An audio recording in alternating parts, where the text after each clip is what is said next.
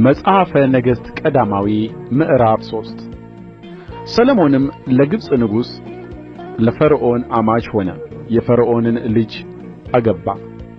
ቤቱንና የእግዚአብሔርንም ቤት በኢየሩሳሌም ዙሪያ ያለውን ቅጥር ሠርቶ እስኪፈጽም ድረስ ወደ ዳዊት ከተማ አመጣት። እስከዚያም ቀን ድረስ ለእግዚአብሔር ስም መቅደስ አልተሠራም ነበርና ሕዝቡ በኮረብታ ላይ ባሉት መስገጃዎች ይሠዋ ነበር። ሰሎሞንም እግዚአብሔርን ይወድድ ነበር፣ በአባቱም በዳዊት ሥርዓት ይሄድ ነበር። ብቻ በኮረብታ መስገጃ ይሠዋና ያጥን ነበር። ገባዖን ዋና የኮረብታ መስገጃ ነበረችና ንጉሡ ይሠዋ ዘንድ ወደዚያ ሄደ። ሰሎሞንም በዚያ መሠዊያ ላይ 1000 የሚቃጠል መሥዋዕት አቀረበ። እግዚአብሔርም በገባዖን ለሰሎሞን በሌሊት በሕልም ተገለጠለት። እግዚአብሔርም ምን እንድሰጥህ ለምን አለ። ሰሎሞንም አለ፣ እርሱ በፊትህ በእውነትና በጽድቅ በልብም ቅንነት ከአንተ ጋር እንደ ሄደ ከባሪያህ ከአባቴ ከዳዊት ጋር ታላቅ ቸርነት አድርገሃል። ዛሬ እንደሆነም በዙፋኑ ላይ የሚቀመጥ ልጅ ሰጥተህ ታላቁን ቸርነትህን አቆይተህለታል። አሁንም አቤቱ አምላኬ ሆይ እኔን ባሪያህን በአባቴ በዳዊት ፋንታ አንግሠኸኛል። እኔም መውጫንና መግቢያን የማላውቅ ታናሽ ብላቴና ነኝ። ባሪያህም ያለው አንተ በመረጥኸው ሕዝብህ ስለ ብዛቱም ይቈጠርና ይመጠን ዘንድ በማይቻል በታላቅ ሕዝብ መካከል ነው። ስለዚህም በሕዝብህ ላይ መፍረድ ይችል ዘንድ መልካሙንና ክፉውንም ይለይ ዘንድ ለባሪያህ አስተዋይ ልቡና ስጠው።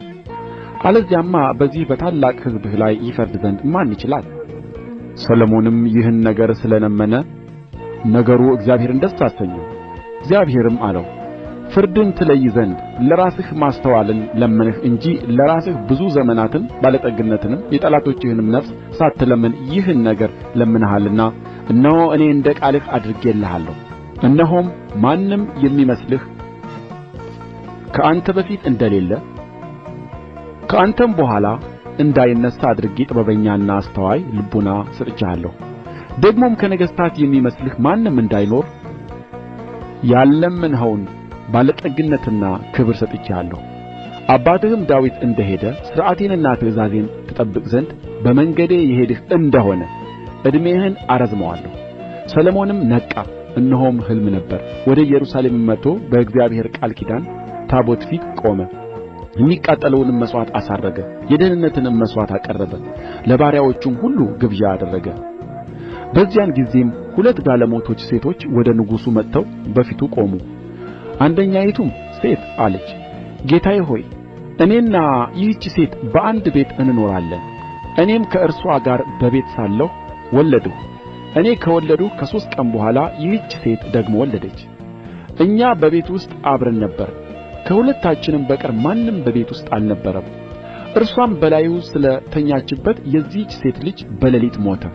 እርሷም በእኩለ ሌሊት ተነሥታ እኔ ባሪያህ ተኝቼ ሳለሁ ልጄን ከአጠገቤ ወሰደች፣ በብብትዋም አደረገችው። የሞተውንም ልጅዋን በእኔ ብብት አደረገች። ልጄንም አጠባ ዘንድ በማለዳ ብነሣ እነሆ ሞቶ ነበር። ነገር ግን ብርሃን በሆነ ጊዜ ተመለከትሁት፣ እነሆም የወለድሁት ልጄ አልነበረም። ሁለተኛይቱም ሴት ደኅነኛው የእኔ ልጅ ነው፣ የሞተውም የአንቺ ልጅ ነው እንጂ አንቺ እንደምትዪው አይደለም አለች።